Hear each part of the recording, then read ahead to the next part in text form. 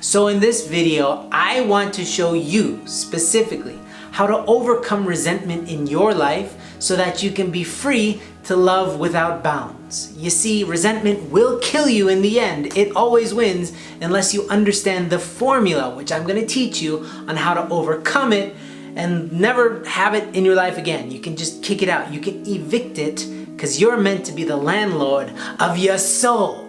So if that's interesting to you, then let's get into it.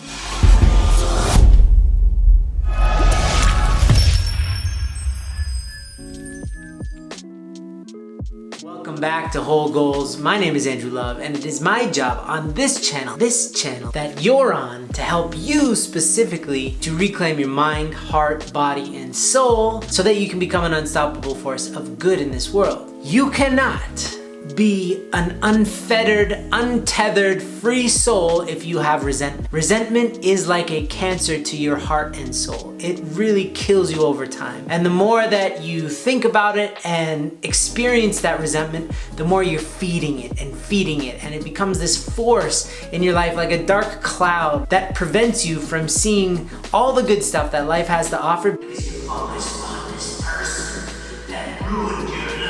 Many a good man has been destroyed by his resentment because he didn't know how to let it go. That's the crazy part about all of this, is that we hold on to resentment. It's not like it's just stuck to us, we're holding on to it. And so we're torturing ourselves in a way by reliving this resentment. And if you want to be completely free from that, I got the formula for you. But I just want to outline this one point clearly, that if you have resentment, you have to acknowledge it and you have to be able to sense it, okay? If somebody has hurt you, you have to be able to acknowledge that you are hurt, first of all. It's not all just them. They did this to me. It's all their fault. You're also holding on to it. So you're gonna have to let it go, regardless of whatever happened to you. So the formula, getting way ahead of myself. Here's what you do. If you have a person in your life that every time you think about them, you have negative feelings, you harbor resentment towards them, I have a step-by-step formula on how you can kind of massage that out of your life so that you are free. Does that sound good? It's simple, but it happens in 7-day increments.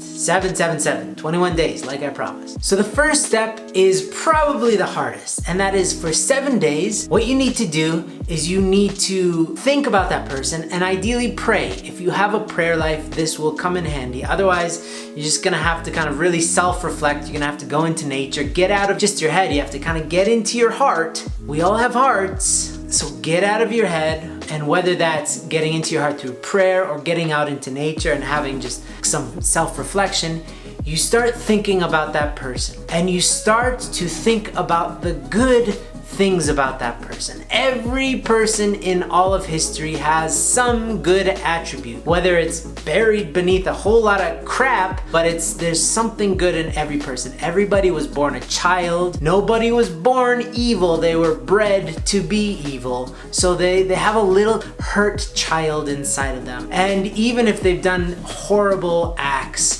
there's still some semblance of good in them. So the first 7 days is to reflect and really dig deep to find that within them. The reason why this is valuable is because of the saying, hurt people hurt. So they're hurting you because they are in pain. And if you just return that pain with more pain, then you're stuck at the same level as them. But if you can rise above that pain and see some semblance of good in that person, that allows you to have something called benevolence. It helps you to be mature. It helps you to be in the parental position in that relationship, which allows you the opportunity to have like a bird's eye perspective of that person, that they're just acting out of pain, and it'll completely change what happens next.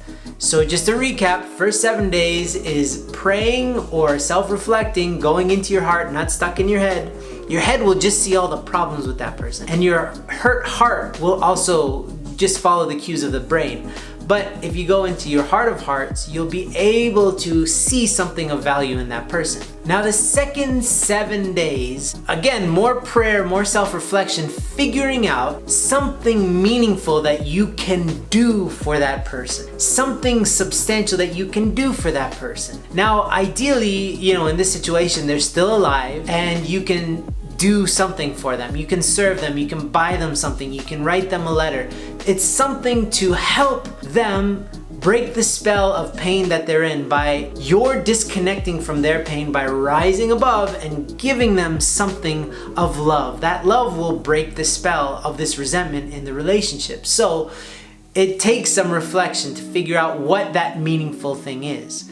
If that person isn't alive, if they've died, then to release that. And there's some great testimonies. I don't know if you know that guy, Dr. Wayne Dyer. I have mixed feelings about the guy, but he has a really powerful story about how, I think it was his dad, he had a lot of resentment towards either his father or his stepfather. And he went to that guy's grave after he was dead, and he just said, I forgive you, I forgive you. And he just had this compulsion, even though he'd been harboring resentment for many years, to forgive the guy, and that released him. So the second 7 days recap is to reflect and pray, if you can, about something that you can do for the person you have resentment toward. Now the third 7 days is all about getting the courage to actually do it. Because if you really go deep within yourself, you're gonna be challenged to do something you probably don't want to do. There's gonna be a little part of you that wants to hold on to being right and to being resentful and like, I don't wanna. It's just like the little kid, and you're like, say sorry, and they're like, I don't wanna say sorry. There's that little kid inside of you that wants to just stay stuck and stay angry. But that's what the third 7 day period is for, is to rise above that and to have the courage to do what you feel called to do. And if you can do it at the end of that 21 days, so remember, first one is to find the good in the person, second one is to figure out what you need to do, and then the third 7 days is to get the courage to actually do what you feel called to do. If you do these things, this is the process of you getting out from under the thumb of resentment, rising above it, and starting to come with a completely new energy into that relationship so that you can give newness and fulfillment and wholeness.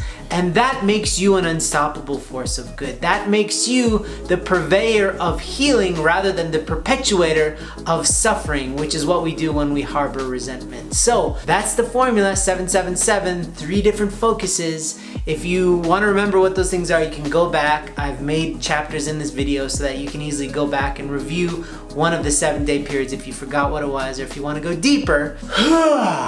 This is a great video to make. It's super helpful. It will work. You just have to follow the process, do the work, and watch what happens. It's been a pleasure as always. Nice to talk to you, and I'll see you in the next video.